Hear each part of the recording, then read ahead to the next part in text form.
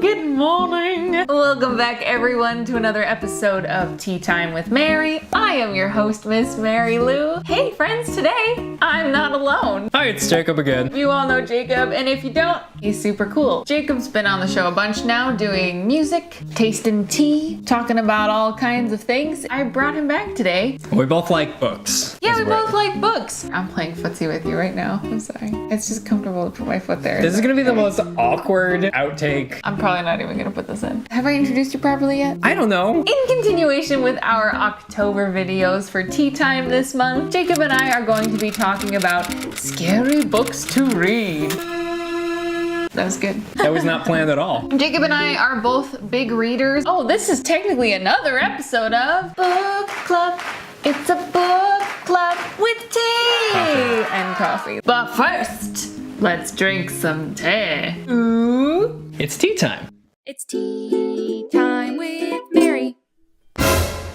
All right, Halloween book club. It's a book club with tea. Are y'all ready for this? I see what you did there. So one of the masters of horror and suspense, Stephen King, from Carrie all the way through his Gunslinger Dark Tower series. Yeah, Stephen King is one of my favorite authors. Jacob has read a lot of Stephen King. I remember even in college you were reading The Shining, which you really, really loved. Mm-hmm. I have read a lot, but also in another sense I haven't. He's written so many books. He's extraordinarily prolific. They did just make the first book of the Dark Tower series, The Gunslinger, into a movie this year. The Gunslinger is a really, really cool novel. It tells the story of the last gunslinger of Midworld. He's sort of like a knight figure in this Western sci-fi fantasy mashup, this Tolkien-sized universe that is Midworld. The Gunslinger is the first. There's 7 novels. It's a huge series, a huge rabbit hole to fall down. Has all these crazy supernatural twists and connections to our world and other worlds and ghosts, and I love it. It's an awesome book series, and I'm really excited to hop into it.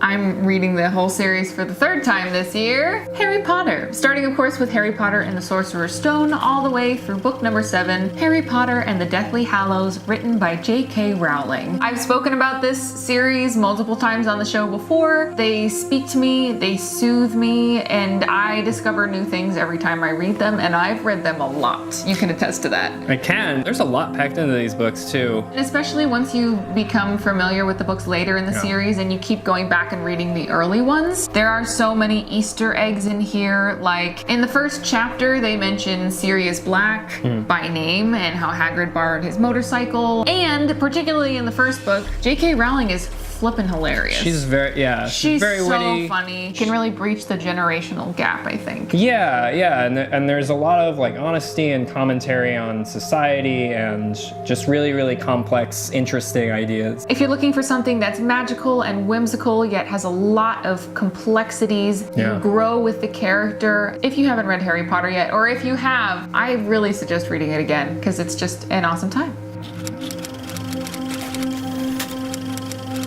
We've started with 2 pretty conventional choices. I wanted to talk about those, and now let's get into things that are, I won't say more obscure, but maybe don't come to mind at first. Okay. Shout out to Cindy Darling for pointing us in this direction. Thanks, Cindy. Terry Pratchett, who is the author of The Discworld, a series of novels revolving around the fantasy world of the Discworld. Some of them are related and some of them are kind of separate stories. It's extremely quirky. I would say Terry Pratchett isn't for everyone. He kind of turns some people off, which I understand, but it's very quirky, fantastical fiction. Whereas I think J.K. Rowling sometimes has that tongue-in-cheek attitude in moments. Terry Pratchett is very much, like every paragraph is tongue-in-cheek. He's making jokes left and right. He surprises you with jokes. There are moments where I don't know that he's making a joke until I've reread the passage a couple times and I'm like, I don't even, oh, wait, that's hilarious. You start with The Color of Magic, which tells the tale of Rincewind, the really bad wizard, and Two-Flower, the Discworld's first tourist, and all the magical mishaps that they encounter. I was introduced to the series. I was gifted Weird Sisters, which is about a group of 3 witches, and it's full of Shakespeare references everywhere and is just hilarious. And I hadn't read any of the other Discworld books, and I still thoroughly enjoyed it. Yeah, so if you're in for like a quirky quirky fantasy experience, Discworld is a riling good time. And now for something completely different.